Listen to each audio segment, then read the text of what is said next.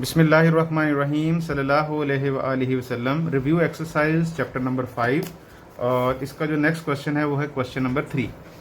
Question number 3 की statement है दर्जा झैल यक दर्जी गैर मसावातों के हल का खिता मालूम करें। तो आपके पास यहाँ पे दो इसके पार्ट्स हैं, पार्ट 1 एंड पार्ट 2। इनको हम सॉल्व करेंगे वन बाय वन और इससे रिलेटेड एक्सरसाइज जो है 5.1 एक्सरसाइज में इस तरह क्वेश्चन थे। आपने इनमें y की वैल्यू 0 पुट करके x की वैल्यू फाइंड करनी है, पहला पॉइंट आ जाएगा। फिर x की वैल्यू 0 लिख के y की वैल्यू फाइंड करनी है, दूसरा पॉइंट आ जाएगा और इन दोनों को आपने ग्राफ पेपर पे जाहिर करना है। तो इंग्लिश में भी रीड आउट करते हैं स्टेटमेंट को। क्वेश्चन नंबर 3 है find the solution region of the following linear equalities. तो हमारे पास है ये दो इसके पार्ट्स हैं, पार्ट 1 एंड पार्ट 2। इनको हम वन बाय वन सॉल्व करेंगे और इससे रिलेटेड जो एक्सरसाइज है वो एक्सरसाइज नंबर 5.1 के अंदर ये क्वेश्चन हैं। तो मैंने इनके जो क्वेश्चन हैं इनको राइट डाउन कर लिया है। तो सबसे पहले जो मेरे पास क्वेश्चन है वो है part 1 3x - 4y less than equal to 12 और दूसरा है 3x जमा 2y बड़ा है और मसावी है बराबर है 3 है। तो आपने इन दोनों में से जो अपनी मुतलका मसावात है आपने उसको यहाँ पे सबसे पहले लिख लेना है। तो 3x - 4y is equal to 12 और 3x जमा 2y इज इक्वल टू 3 मेरे पास आएगा। अब मैंने इसको अलग सॉल्व कर लेता हूँ, इसको अलग सॉल्व कर लेता हूँ। तो मेरे पास यहाँ पे सबसे पहले मैं यहाँ पे y की वैल्यू 0 पुट करता हूँ और x की वैल्यू को फाइंड करता हूँ। तो y की वैल्यू 0 पुट करेंगे, 3x - 4 इंटू 0 बराबर है 12, ये 0 हो जाएगा। 3x बराबर है 12, x निकालना है तो 3 उधर जाके डिवाइड हो जाएगा तो 12/3 और मेरे पास x की वैल्यू मेरे पास यहाँ पे आएगी 4 आएगी।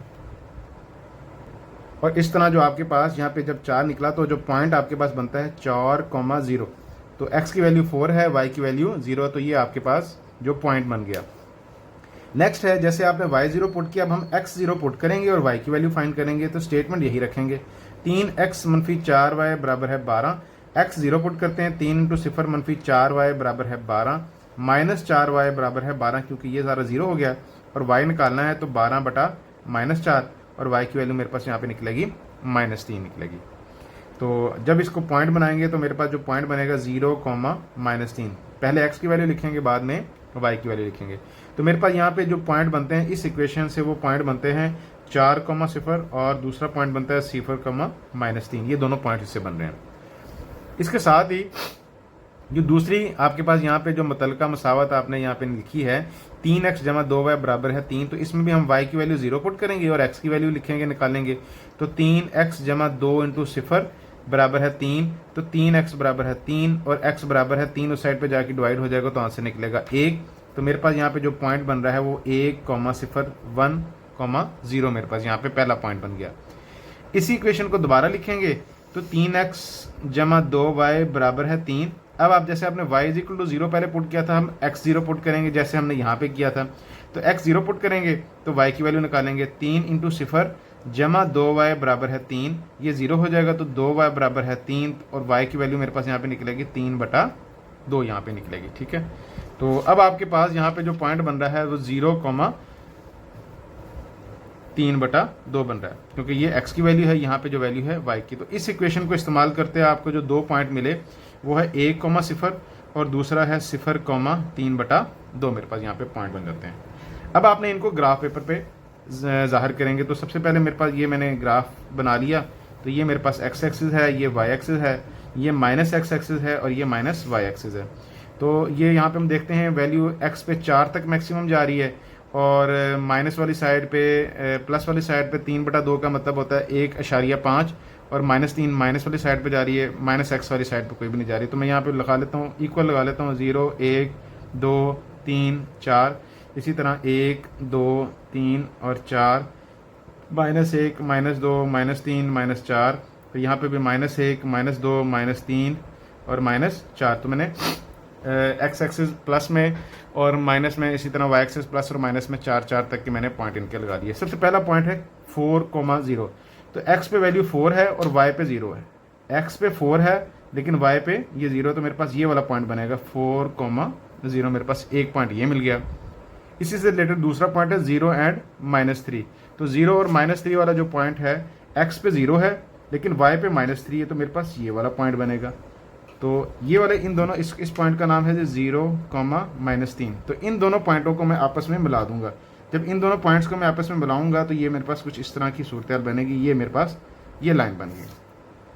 ये इस पहली इक्वेशन जो आपकी थी मसावत थी 3x मनफी 4y से जो आपने 2 पॉइंट हासिल किए थे, उन दोनों पॉइंट्स को आपने यहाँ पे लिख दिया।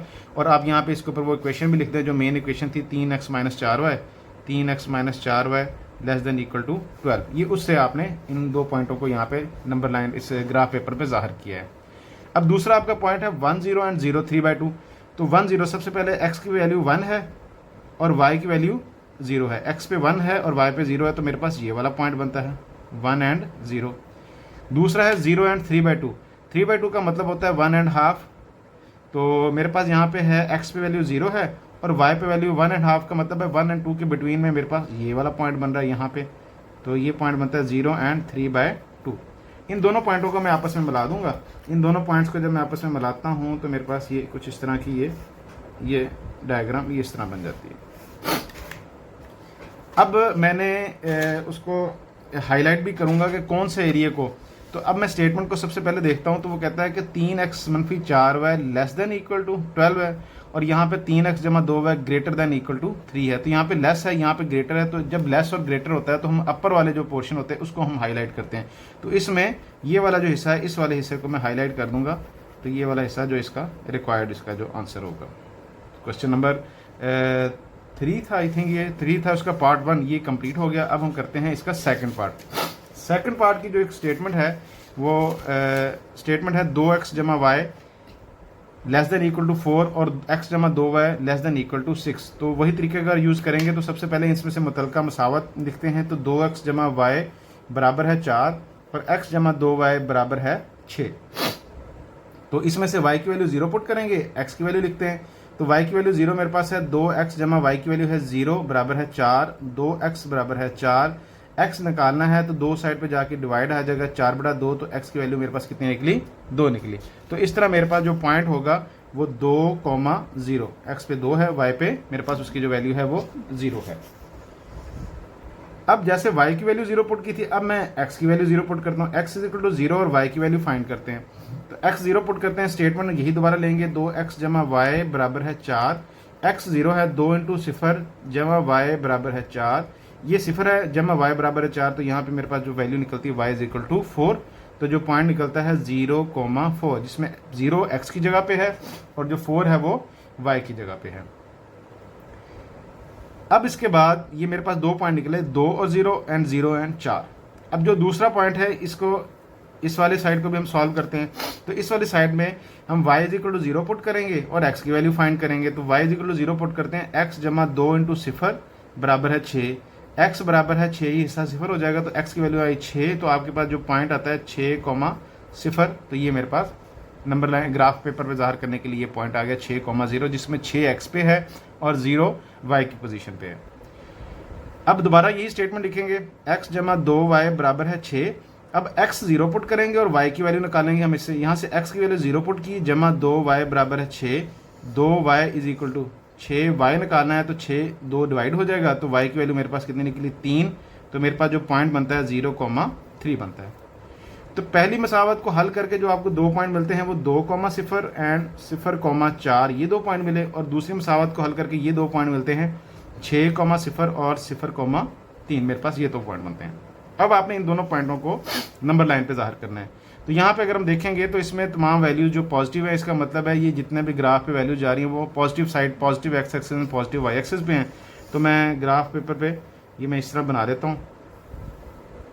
ये 0 है, ये 1 2 3 4 5 6 7, इसी तरह ये 0 1 2 3 4 5 6 एंड 7। सबसे पहले 2 और 0, x पे 2 है, y पे 0 है। x पे 2 है लेकिन y पे 0 है, तो ये पॉइंट बनता है 2,0। दूसरा है 0,4, x पे 0 है लेकिन y पे 4 है, ये वाला पॉइंट बनता है। इन दोनों 0,4, इन दोनों पॉइंट्स को मैं आपस में मिला देता हूँ। इन दोनों पॉइंट्स को जब आपस में मिलाते हैं तो ये इस तरह की सूरत हाल बनती है। तो आपने ये पहले 2 पॉइंट से, पहली इक्वेशन से जो मिले थे, आपने इन दोनों को मिलाया और लिख दिया। और लिखने के बाद ये जो इक्वेशन है ये है 2x जमा y less than equal to 4। वो भी यहाँ पे लिख देता हूँ, 2x जमा y less than equal to 4। अब दूसरा पॉइंट है 6 और 0, x पे 6 है, y पे 0 है, तो मेरे पास ये वाला पॉइंट बनता है। इसी तरह दूसरा है 0 एंड 3, x पे 0 है, y पे 3 है, तो ये वाला पॉइंट बनता है 0 एंड 3। ये मेरे पास है 6 और 0, वो है 0 और 3। इन दोनों पॉइंट्स को भी आपस में मिला देते हैं। इन दोनों पॉइंट्स को जब मिलाते हैं तो मेरे पास जो सूरत हाल बनती है वो इस तरह की बनती है ये।